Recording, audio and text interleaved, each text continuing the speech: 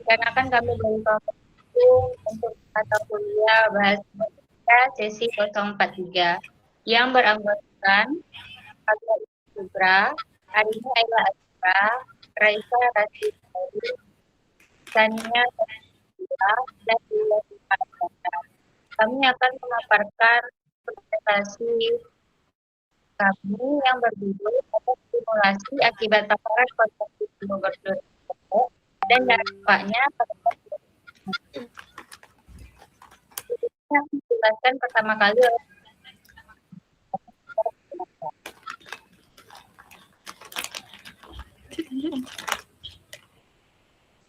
lanjut PPT-nya, Agra. Baik, terima kasih moderator. Di sini saya akan menjelaskan tentang latar belakang dari fenomena digital. Perkembangan teknologi digital saat ini telah mendorong peningkatan konsumsi konten video pendek secara masif karena karakteristiknya yang dirancang untuk menyampaikan pesan secara cepat, ringkas, dan menarik melalui pergantian visual yang dinamis. Platform media sosial juga menggunakan algoritma khusus yang secara sengaja dibuat mempertahankan keterlibatan pengguna dalam durasi yang lama, sehingga menciptakan pada pola konsumsi informasi yang berkelanjutan. Nah, di sini ada definisi overstimulasi.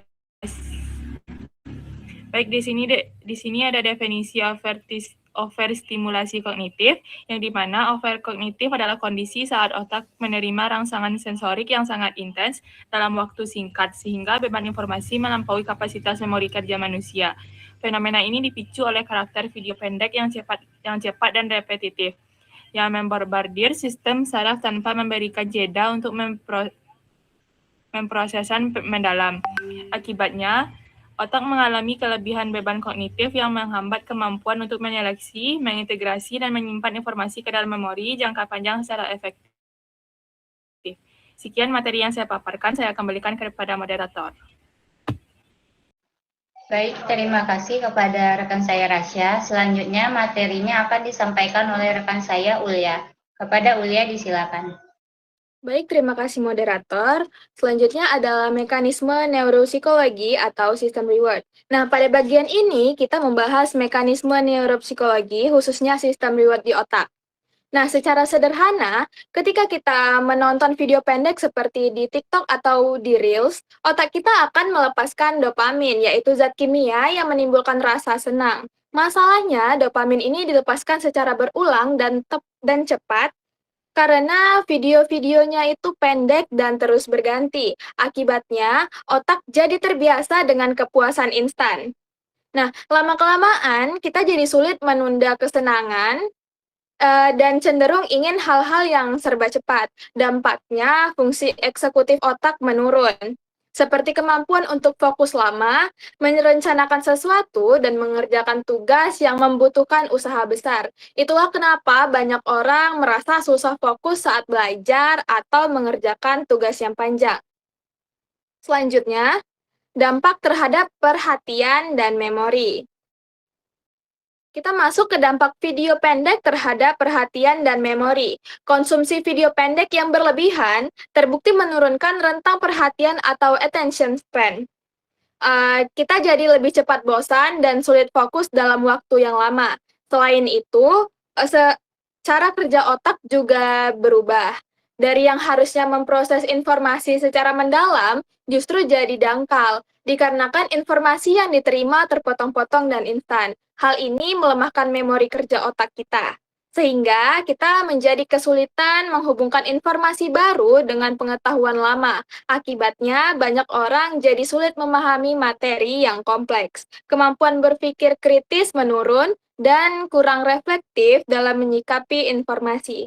Sekian pemaparan materi dari saya kembalikan kepada moderator. Baik, terima kasih Ulya. Selanjutnya materinya akan disampaikan oleh teman saya Agra. Baiklah, terima kasih kepada moderator. Selanjutnya saya akan melanjutkan materi yaitu tentang fenomena brain rot pada anak-anak. Pada kelompok anak sekolah dasar, overstimulasi digital memicu fenomena brain rot yang ditandai dengan penurunan drastis pada kontrol atensi internal. Konten yang terlalu cepat, cerah, dan bising membuat anak-anak menjadi lebih mudah terdistraksi dan sulit mempertahankan fokus selama aktivitas pembelajaran berlangsung. Kondisi ini jika dibiarkan akan menghambat perkembangan kognitif dasar yang sangat krusial pada masa pertumbuhan mereka. Selanjutnya yaitu scroll culture dan efek TikTok brain. Budaya scrolling yang intens pada mahasiswa dan Gen Z menciptakan efek TikTok brain, di mana individu merasa lelah secara kognitif dan memerlukan waktu lebih lama untuk kembali fokus setelah terpapar konten instan. Perubahan mekanisme atensi ini menurunkan produktivitas akademik karena otak terbiasa dengan pola informasi yang singkat, sehingga motivasi untuk mempelajari materi perkuliahan yang berat menjadi menurun. Baik, saya kembalikan kepada moderator. Baik, terima kasih Agra. Selanjutnya akan dijelaskan oleh Sania. Kepada Sania disilakan.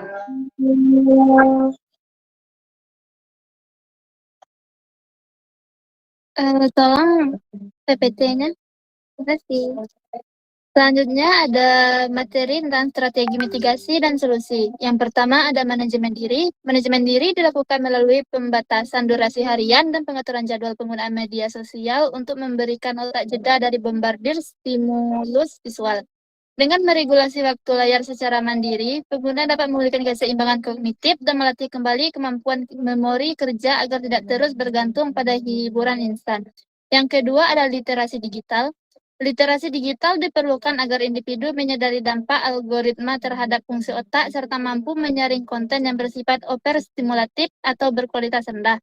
Kesadaran kritis ini membantu pengguna beralih dari pola konsumsi pasif menuju penggunaan teknologi yang lebih edukatif, bermakna, dan sehat bagi kesehatan mental. Yang ketiga ada peran lingkungan. Kolaborasi antara pendidik dan orang tua sangat krusial dalam menyediakan aktivitas alternatif di luar layar, seperti membaca atau berolahraga, untuk melatih kembali fokus jangka panjang. Lingkungan yang suportif akan membantu proses rehabilitasi perhatian anak dan remaja sehingga mereka mampu melakukan pemrosesan informasi secara mendalam dan terstruktur. Sekian materi saya kembalikan kepada moderator. Terima kasih.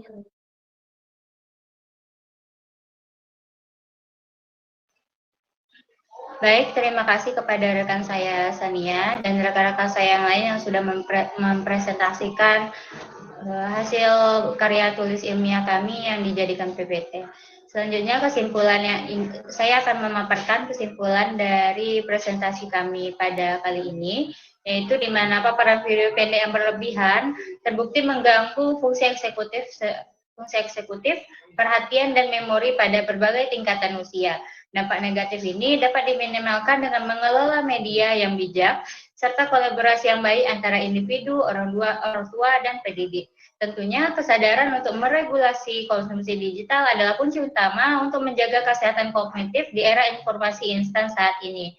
Sekian dari kelompok kami. Video presentasi ini dibuat untuk memenuhi tugas akhir dari mata kuliah Bahasa Indonesia sesi 043. Sekian dari kami, terima kasih. Assalamualaikum warahmatullahi wabarakatuh.